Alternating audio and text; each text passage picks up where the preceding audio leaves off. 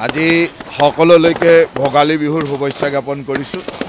আজি আমাৰ কাৰণে এটা পবিত্ৰ দিন আৰু এই দিনত যোৱা ৰাতি উৰুকাৰ ভোজ ভাত খাই আমি সকলোৱে ভোগালীৰ উৎসৱ পালন কৰি অগ্নি দেৱতাৰ সেৱা জনাই আমি সুন্দৰভাৱে মেজি প্ৰজ্বলন কৰোঁ। আৰু আজি মই এই পবিত্ৰ দিনত এই গণেশ মন্দিৰ প্ৰাংগণত মেজি প্ৰজ্বলন কৰিলোঁ আৰু সকলোৱে অগ্নি দেৱতাৰ ওচৰত সেৱা জনাইছোঁ যাতে আমাৰ আগন্তুক দিনবিলাক ভাল হয়, অপায় অমংগল অসুৱা যাতে সকলো এই অগ্নিত যায় আৰু সকলোৰে দিনবিলাক উজ্জ্বল হয়, মংগলময় হয়।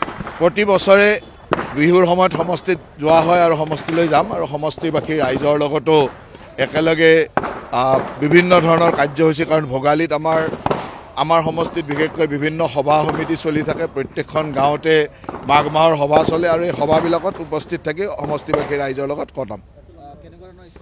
আমাৰ সৰুকালৰ যিবিলাক স্মৃতি, সেই স্মৃতিবিলাক আজি খুব কমি গৈছে, তথাপিতো আমাৰ গাঁওবিলাকত এতিয়াও প্ৰচলিত আছে। আগদিনাখন গোটেই ৰাতিটো ভেলাঘৰত উজাগৰে থাকি ভোগৰ খাদ্য গ্ৰহণ কৰা বা একেলগে ভোজ ভাত খোৱা, ৰাতিপুৱা এনেধৰণে মেজি প্ৰজ্বলন কৰা এটা পৰম্পৰা আজিও আছে। তথাপিতো আগৰ তুলনাত গাঁওবিলাকত কমি আহিছে যদিও আমি বিভিন্ন ব্যৱস্থাৰ মাজেৰে পালন কৰি থাকোঁ আৰু আজিও সেই কথাবিলাক স্মৃতিত থাকে আৰু সদায় মনত পৰে যে সেই দিনবিলাক অতি মধুৰ আছিল।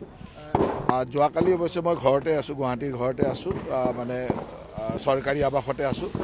গতিকে যোৱা ৰাতি যিহেতু বেছিভাগৰে ঘৰত ভোজ ভাত থাকে, গতিকে কাকো দিগদাৰ দিয়া নাই, নিজৰ ঘৰতে পৰিয়ালৰ লগতে কটাইছোঁ।